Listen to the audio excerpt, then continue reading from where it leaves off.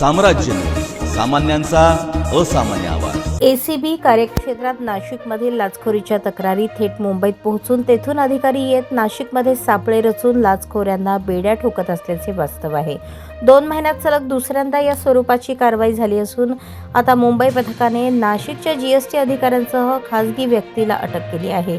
तरीही नाशिक एसीबीच्या पथकाने कानावर हात ठेवल्याचे कार्यपद्धतीवर बोट ठेवले जात आहे।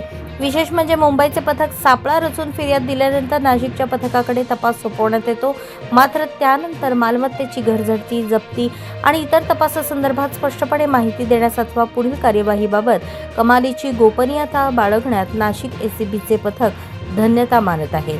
दरम्यान जीएसटी कार्यालयातील राज्यकर उपायुक्त संशयित सोमनाथ दत्तू पागे आणि सहाय्यक राज्यकर आयुक्त मच्छिंद्र विठ्ठल दोंदे यांनी तक्रारदाराच्या कार्यालयातील तपासणी पूर्ण करण्यासाठी 1.25 कोटी रुपयांची मागणी केली। तडजोडी अंती 1 कोटी रुपये देण्याचे ठरले आणि त्याचा पहिला हप्ता म्हणून 20 लाख रुपये स्वीकारताना अमित हिरामण जाधव या खासगी व्यक्तीला मुंबई एसीबीचे सहाय्यक पोलीस आयुक्त विजय चव्हाण यांच्या पथकाने ताब्यात घेतले।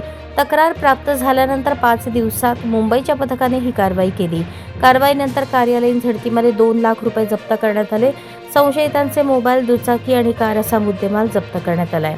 मात्र या जप्तीचे सविस्तर विवरण आणि घरझडतीचा ठोस तपशील देण्यास नाशिक एसीबीने असमर्थता दर्शवली।